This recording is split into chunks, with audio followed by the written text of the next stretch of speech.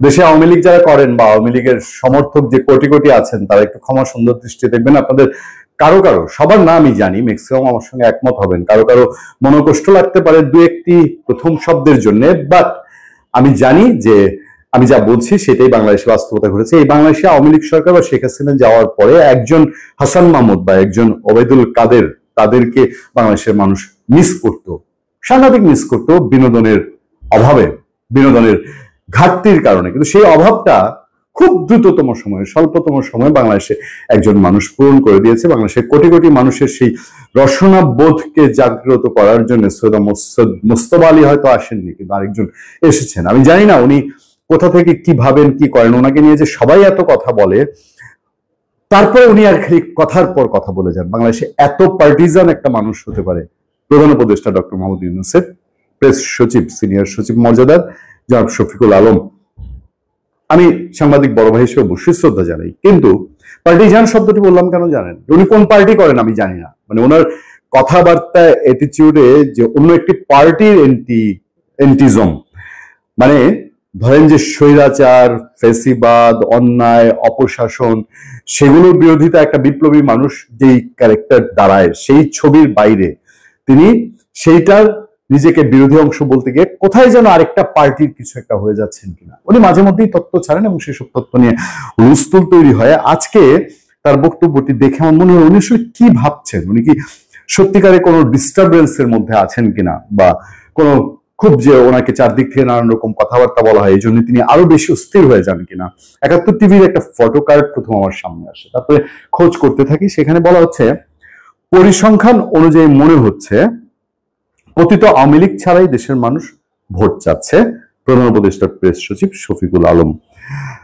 পরিসংখ্যান অনুযায়ী মনে হচ্ছে, মানে পরিসংখ্যানটা কি পরিসংখ্যান, কার পরিসংখ্যান? মানে দেখেন উনি যেই জরিপটার কথা বলছে, উনি যেই প্রোগ্রামটায় গিয়েছে, আমি এটা নিয়েও দুইটা কথা আপনাদেরকে বলি। কি হলো, আওয়ামী লীগ ছাড়াই দেশের মানুষ নির্বাচন চায় বলে জানিয়েছেন প্রধান উপদেষ্টা প্রেস সচিব শফিকুল আলম। রোববার দুপুরে রাজধানীর ফার্মগেটে গবেষণা সংস্থা ইনোভেশনের নির্বাচনী জরিপ অনুষ্ঠানে যোগ দিয়ে তিনি এই মন্তব্য করেন। গবেষণা সংস্থা ইনোভেশন, এটা কে, কোত্থেকে আসছে? তিনি সেখানে বলছেন এই জরিপ বলে দিচ্ছে সরকারের উপর জনগণের আস্থা আছে এবং আওয়ামী লীগ ছাড়াই দেশের মানুষ ভোট চায়। আচ্ছা, তারপরে জনগণের নির্বাচন ভাবনা জরিপ বিষয়ক জরিপে আগামী ত্রয়োদশ জাতীয় সংসদ নির্বাচন নিয়ে জরিপের ফলাফল ঘোষণা করে বেসরকারি সংস্থা ইনোভেশন।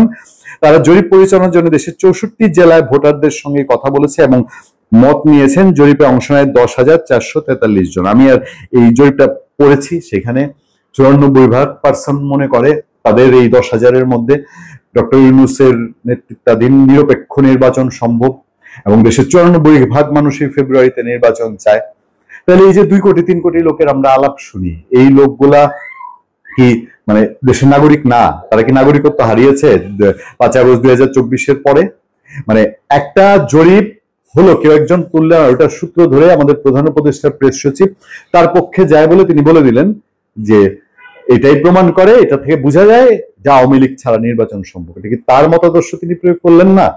যে এটা কি ওই আওয়ামী লীগের মিছিল থেকে উনি কোনো, আমরা অনেক সময় বলি যে এটা স্বপ্নে পাওয়া, আমরা অনেক সময় বলি যে মন গড়া, উনি এই পরিসংখ্যানটা কোথা থেকে জাতির সামনে, জাতির একজন প্রধান, রাষ্ট্রপ্রধান, সরকার প্রধান, তার প্রেস সচিব হয়ে তিনি বলছেন পরিসংখ্যান অনুযায়ী বলা হচ্ছে। আচ্ছা, আমরা যদি বিশদ আলোচনায় না যাই, তার এখানে যে কমেন্ট গুলো পড়েছে, মানে ৭১ টিভি ওই ফটো কার্ডের নিচে যে কমেন্ট গুলো পড়েছে, সেই কমেন্ট গুলো আমি সবগুলো পড়তে পারবো না, সবগুলো পড়ার মতো না। তারপরে দু একটি কমেন্ট পড়ে আমি যা বুঝছি, সেখানে সবগুলো পড়া যায় না। মহিসুনুর রহমান সেটা পড়া যাবে না, শেখ বাদল পড়া যাবে না, ২৫-এর মুক্তিযোদ্ধা সেটাও পড়া যাবে না।